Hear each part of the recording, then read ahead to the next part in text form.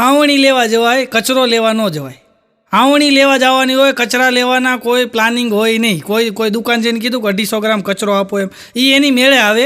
એમ આનંદ ગોતવાનો હોય, ટેન્શન એની મેળે આવે.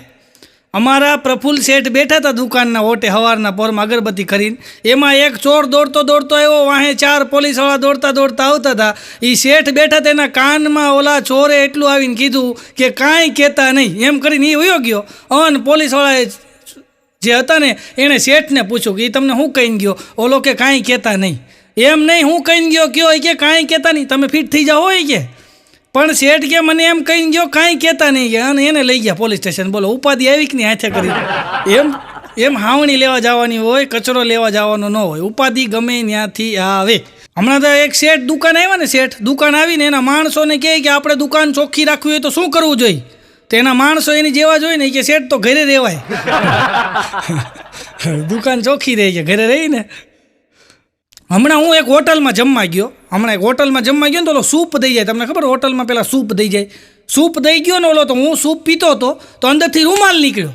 અને મેં વેટરને બોલ્યા, મેં દો અહીંયા તો મેં દો આમાં જોતો આ શું છે? મેં દો આ સૂપની અંદરથી શું નીકળ્યું જોતો? મને કે રૂમાલ છે. કે સારું થયું તમે કીધું મને, કે 2 કલાકથી હું ગોતું છું. એ વાટકા સાફ કરતાં ક્યાં ભૂલાઈ ગયો કાંઈ ખબર ન. હું આવા માણસો જ ભાઈ. અને તમે જો હવે VIP લગ્ન થાય ભાઈ, અત્યારે પાર્ટી પ્લોટની અંદર VIP લગ્ન થાય ને એમાં અમારા કાર્યક્રમ હોય ભાઈ. અને VIP લગ્નની અંદર તમે જુઓ ને તો ત્યાં સૌથી પહેલાં જમવામાં સૂપ હોય. અને એક કાઠિયાવાડી બાપા બિચારા ગામડેથી અમારા સુરતમાં આવેલા. અને સીધો જમવા ગયા ને, અને આમ સૂપ લીધું ને એટલે બધાય સૂપ પીતા હતા. દાદાએ પૂછ્યું આ શું છે? બધાએ કે સૂપ છે. એ કે એમ ન ખબર પડે ગુજરાતીમાં બોલીને આનથી શું થાય? અરે બાપા આનથી ભૂખ ઉખડે. ત્યાં તો બાપાએ વાટકાનો ઘા કર્યો. એ કે આ ભૂખ કાઢવા હતું તો રાત પાળ્યું કરીશ, અને હજી તમારે ભૂખ ઉગાડવી છે.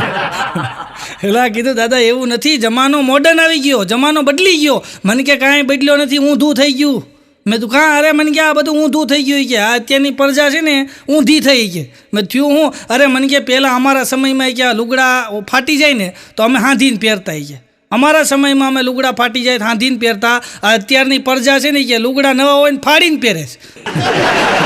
પાટલીને કાતરો મારીને ફાડી નાખે. ઊંધું થયું, કાંઈ સુધરા નથી ગયા બધા. હમણાં એક ભાભા નીકળ્યા ને બજારમાં બરાબર, અને એક છોકરાએ સીધી ભાભાએ સાયકલ ભટકાડ્યો. અને સાયકલ ભટકાડીને ભાભાનો લેંઘો ફાટી ગયો. અને ભાભાએ છોકરાનો કાટલો પકડ્યો. કે આ લેંઘો ફાટી ગયો 250 રૂપિયાનો. તો ઓલો છોકરો કે દાદા જવા દો શીખું છું. અરે શીખવાનો દીકરો ક્યાં થાશો? લેંઘો ફાટી ગયો, પૈસા કોણ દે? કે અને છોકરાએ 250 રૂપિયા આપી દીધા. ભાભો હાલતો થયો, છોકરાએ વાંહેથી ભાભાને પકડ્યો. કે ભાભા આ મોડર્ન જમાનાના છોકરા છીએ અમે અત્યારે, તમને 250 લેંઘાને આપી દીધા ને? એ કે હા. તો લેંઘો હવે